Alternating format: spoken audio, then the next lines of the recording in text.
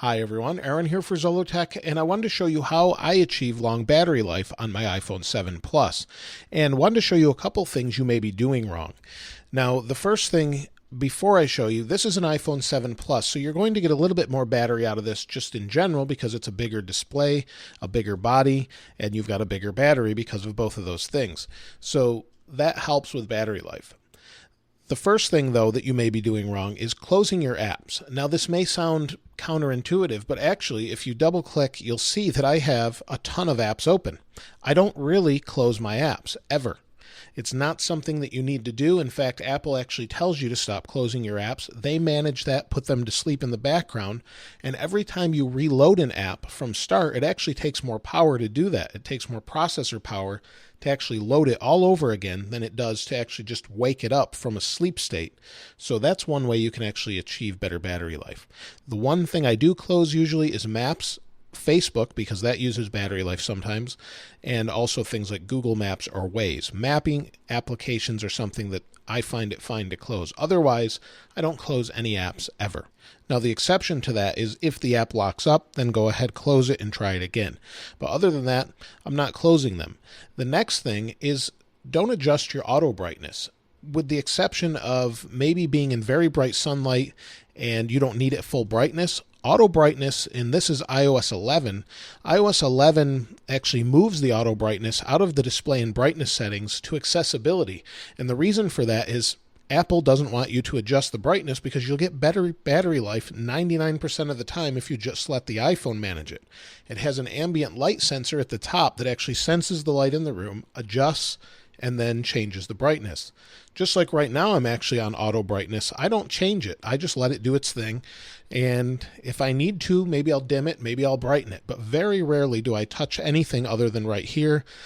There's no need to do that unless you're in very bright sunlight and you don't need the screen that bright where you're going to use more power that way. The other thing that a lot of people are surprised is I don't ever change the settings as far as the GPS is concerned, the location settings.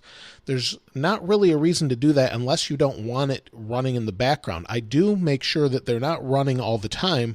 I allow the GPS antenna to run basically only when the app is running that I need it for. So that's one way you can actually gain a little bit of battery. So here, if we go down to privacy, location services, and you'll see almost all of these are while using. Occasionally some of them are never because they don't have the while using setting. That one's fine. But basically while I'm using them, it's fine to use it. If I'm not, I don't want it using it. And some apps I just don't want using it. But most of the time, like Waze, for example, you would want the GPS running or else that won't work. A lot of people are surprised when I really don't change background app refresh. So under general, you have background app refresh. I have it on. It's on everything. I don't change anything at all. There's not really a need because Apple, again, manages all this and it just freezes it in a safe state, and there's no need to do that. Just let it do its thing. I don't turn off Bluetooth, I don't turn off Wi-Fi, I don't turn off cellular, I don't change anything. One of the exceptions of things that I don't do that you may want to consider depending on how your signal strength is if you're searching for Wi-Fi, you don't want to use Wi-Fi, it's fine to turn it off. You will save a little bit of battery there. Same with Bluetooth. If you're not using it for an Apple Watch, an Apple Pencil on an iPad, for example, you can turn it off. There's no need to leave that on. But if you are in an area where you have really low signal, maybe 1 bar or it keeps going to no signal, it's actually, unless you're on Wi-Fi, you're better off just turning it into airplane mode for that point.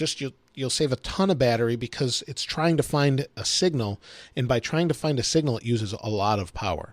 So that's the one exception where if I'm in an area where I have no signal for a long period of time, I'll just turn it off because it's going to just waste battery at that point. Otherwise, I keep everything on.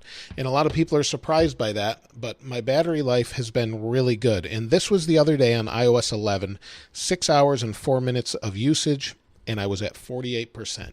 So 48% battery life after 6 hours, not doing anything special, 14 hours of standby, never plugged it in. That was at the end of the day. And that was it. It works really well just letting Apple handle it on the iPhone. Let me know your experience in the comments below, how it's been for you. I would urge you to try it and just see how it's been. Stop modifying everything and try it and see how it goes. Give it a couple days to kind of stabilize and normalize, and then let me know how it's been for you. If you haven't subscribed already, though, please subscribe and like. As always, thanks for watching. This is Aaron. I'll see you next time.